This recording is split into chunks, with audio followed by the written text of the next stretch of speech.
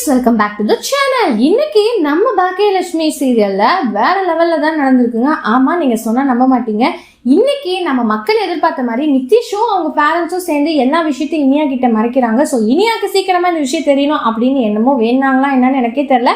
ஆனா எல்லா விஷயமும் கூடிய சீக்கிரமே தெரிய போகுது அப்படின்ற நிலைமை தான் இன்னைக்கு காட்டுறாங்க.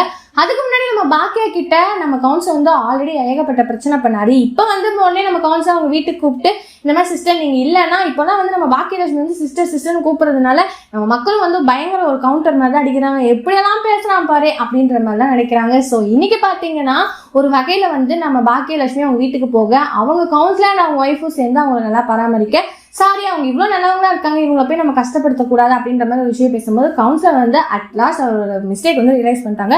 ஒரு பக்கம் நம்ம இனியா வந்து அவங்க ஆஃபீஸ்ல ஒர்க் பண்ணும்போது ட்ரக்ஸ் வந்து நிறைய பேர் யூஸ் பண்றாங்க. ஸோ இது வந்து நம்ம ப்ரிவென்ட் பண்ணணும் அப்படின்ற ஒரு விஷயம் எடுக்கும் போதுதான் நிதிஷோட விஷயம் தெரியுது. அன்னைக்குன்னு பார்த்து பர்த்டே பார்ட்டியும் நடக்குது. ஸோ பர்த்டே பார்ட்டிக்கு நம்ம பாக்கியா, கோபி அண்ட் அவங்க அண்ணன் செலியன் அப்புறம் அவங்க அம்மா அந்த மாதிரி எல்லாருமே சேர்ந்து ஒன்னா போற பிளான்.